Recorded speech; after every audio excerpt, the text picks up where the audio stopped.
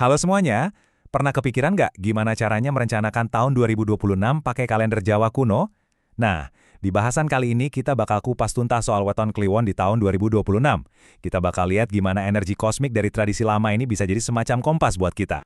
Mungkin kamu bertanya-tanya, emang masih relevan ya tradisi kuno begini buat hidup modern di tahun 2026? Dan itu pertanyaan yang bagus banget. Justru itu yang mau kita bedah bareng-bareng. Gimana caranya kearifan masa lalu ini ternyata bisa kasih kita semacam peta jalan yang unik buat masa depan. Oke, kita mulai dari dasarnya dulu ya. Apa sih sebenarnya weton kliwon itu? Gampangnya gini, ini tuh titik temu antara dua siklus waktu.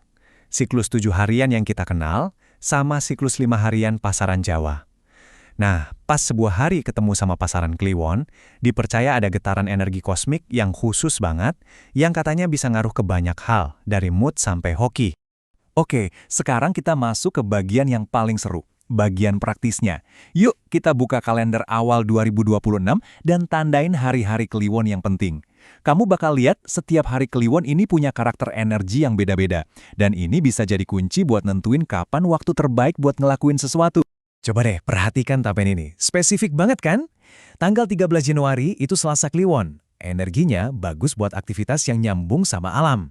Terus, 5 hari kemudian, pas Minggu Kliwon, kita disaranin buat lebih hati-hati kalau ngomong. Karena energinya lagi sensitif. Nah, yang paling unik itu Jumat Kliwon tanggal 23 Januari. Ini hari yang punya dua sisi mata uang. Nah, ini dia nih dualitas Jumat Kliwon yang tadi saya sebut. Di satu sisi, ada potensi rezeki dan kemakmuran yang gede banget. Tapi, di sisi lain, ada peringatan keras. Jangan bikin keputusan besar yang bisa mengubah hidup. Ibaratnya, ini hari dengan power yang tinggi. Jadi, kita harus bijak dan hati-hati banget pas ngejalaninnya. Oke, dari hari-harian, sekarang kita lihat gambaran yang lebih besar. Kalau kamu punya rencana besar atau hajat di tahun 2026, misalnya nikah, pindah rumah, atau mulai bisnis baru, Primbon juga punya petunjuk soal bulan mana aja yang energinya paling mendukung. Ini dia daftarnya, bisa dicatat nih, ada bulan Rejeb, Ruah, Jumadil Akhir, dan Besar. Tapi yang perlu digarisbawahi itu bulan Syawal, yang jatuhnya sekitar Maret-April. Bulan ini spesial banget, karena selain dianggap baik, juga sejalan dengan sunnah, jadi punya nilai plus tersendiri. Eits, ternyata nggak cuma soal kapan, tapi juga soal di mana. Primbon juga ngebahas soal arah mata angin loh. Ada konsep menarik namanya arah rejeki, yang percaya kalau arah tertentu bisa bawa hoki lebih. Dan ini sifatnya personal banget, tergantung weton kelahiran kamu. Ini contohnya, biar kebayang. Buat kamu yang lahirnya Selasa Kliwon, kalau lagi fokus cari rezeki yang sifatnya pangan atau kebutuhan pokok, Primbon menyarankan buat mengarahkan usaha ke arah timur. Kalau urusan sandang atau materi, arahnya ke selatan. Spesifik banget kan? Nah, buat yang lahir di Minggu Kliwon, arah rezekinya ini agak beda. Nggak melulu soal mata angin. Di sini, arah lebih ke jalur karir. Potensi terbesar mereka itu ada di bidang kepemimpinan dan bisnis mandiri. Jadi energinya lebih mendorong ke pengembangan diri dan independensi. Oke, tadi kan kita udah bahas panduan umumnya.